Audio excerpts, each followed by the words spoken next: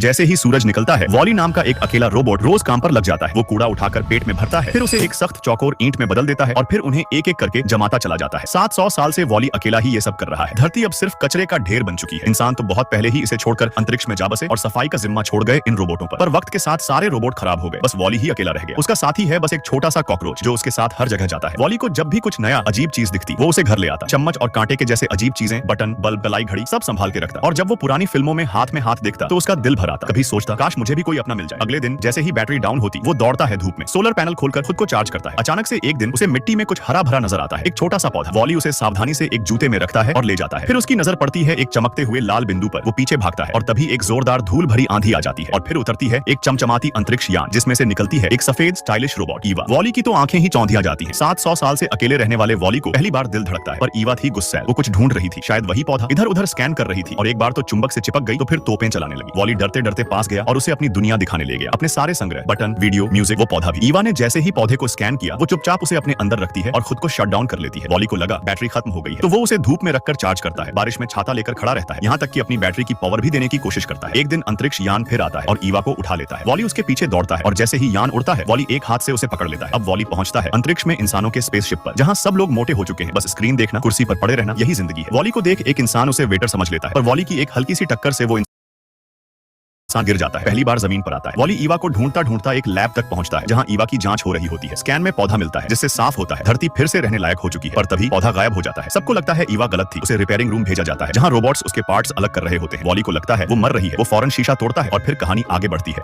जैसे ही सूरज निकलता है, वॉली